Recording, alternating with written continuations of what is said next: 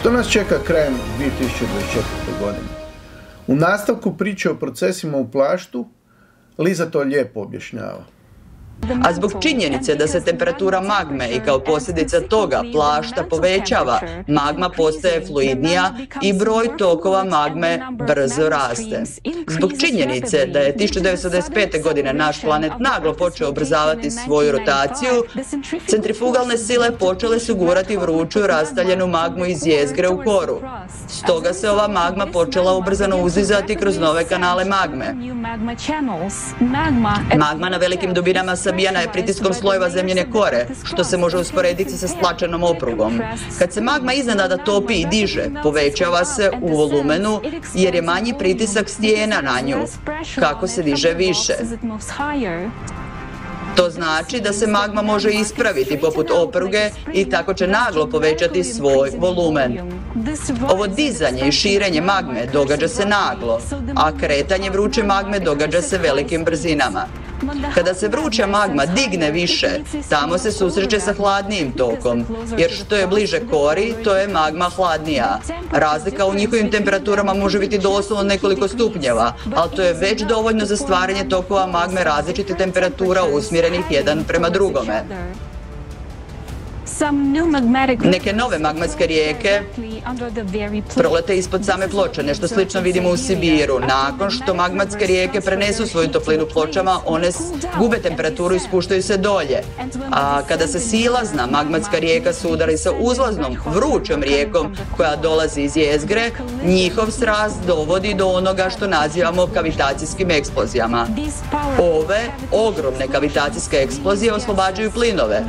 Uzrok eksplozije su stvarne nuklearne reakcije, pri čemu se oslobađa golema količina energije.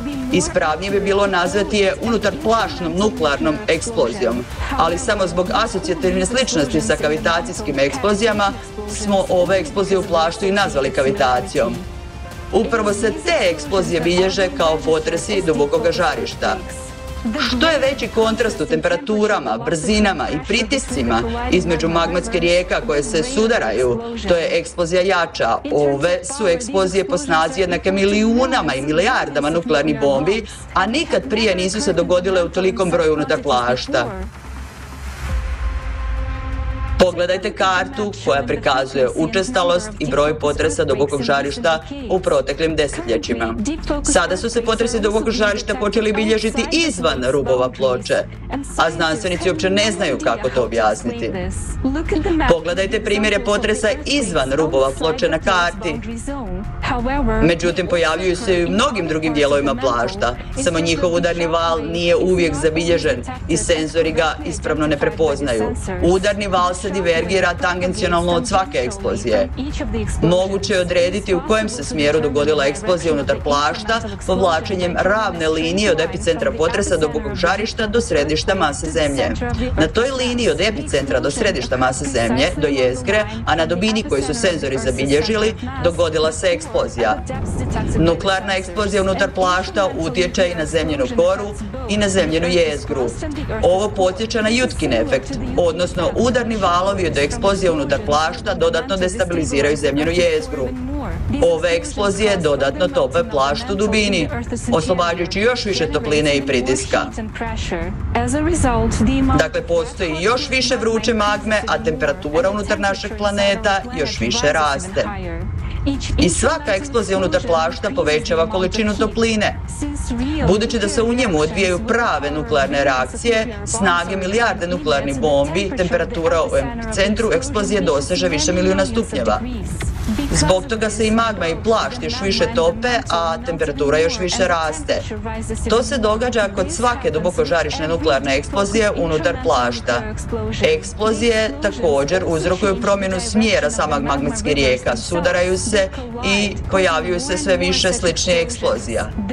To rezultira eksponencijalnim povećanjem broja eksplozija. Takvih eksplozija pod površinom još nema mnogo, jer razlika u temperaturi i tlaku rijeka na koje nailazi nije tako velika i snaga eksplozije je manja. Izvanjski kozmički udar zagrijava jezgru i povećava entropiju, a dodatno i eksplozije unutar plašta povećavaju toplinu. I što je više ovih eksplozija, to se više povećava temperatura unutar planeta. To dovodi do eksponencijalnog povećanja temperature. Dodajmo ovaj nefunkcionalni rashladni sustav ocean koji je prestao odvoditi toplinu. Nuklearne eksplozije unutar plašta samo se ubrzavaju u procesu diobe bakterija i slijedom toga njihov broj eksponencijalno raste. Eksplozije unutar plašta također povećavaju opterećenje zemljine kore, što pak dovodi do povećanja učestalosti i jačine i potresa u samoj zemljinoj kori. Odnosno, te eksplozije također uništavaju zemljinu koru iznutra. Sjetite se potresa u Turskoj i Siriji ove godine. Uostalom, dogodili su se upravo u zoni gdje je 2021. godine zabilježeno 90% svih dubinskih potresa na svijetu. Sada broj potresa dubokog žarišta diljem svijeta eksponencijalno raste. A to znači da nam se smrt eksponencijalno približava. Dana 24. studenog 2023. godine u području Marijanske brazde na dubini od 10 km dogodilo se 15 potresa. Pogledajte kako se povećavaju potresi magnitude 4 u području Marijanske brazde. A na ovom dijagramu pogledajte kako se tijekom godina potresi u Marijanskoj brazdi dižu sve više i više do zemljine kore. Upravo u zoni gdje je zemljina kora najtanja i lako je može probiti vruća magma. A na nižim dubinama potresi dubokog žarišta više se ne događaju, jer ispod 300 km u ovoj zoni plašt se već gotovo potpuno otopio. A to je pokazatelj da energija raste ogromnom brzinom zbog izvanjskog kozmičkog utjecaja. Već se sada plašt svakim danom sve brže topi. Ali ovo je tek početak. Krajem 2024. godine ući ćemo u ciklus kada će se izvanjski kozmički utjecaj koji dopire do jezgre uvećati za desetke puta. To znači da će se zagrijavanje i topljenje magme udeseterostručiti. Tijekom vremena ekstremno vruća magma će sve više topiti plašt i izdizati se bliže površini. Sada je na dubini od 500 do 600 km, ali kada se cijeli plašt otopi i postane ravnomjerno vruć, potresi dubokog žarišta će prestati, zato što više neće biti hladni protustruja. Sve će postati tekuće i vruće, poput topljenog sira. To će dovesti do činjenice da magma može lako probiti zemljinu koru. Već sada vidimo trend ovih procesa na golem teritoriju zapadnog Sibira. To ukazuje da se magma vrlo brzo približava zemljinoj kori na širokom području. Naša sudbina do kraja ciklusa bit će slična onoj Marsa. Pogledajte Mars. Vidjet ćete goleme izljeve lave na njegovoj površini, kada se rastaljena magma izlije bez ikakvog otpora zemljine kore.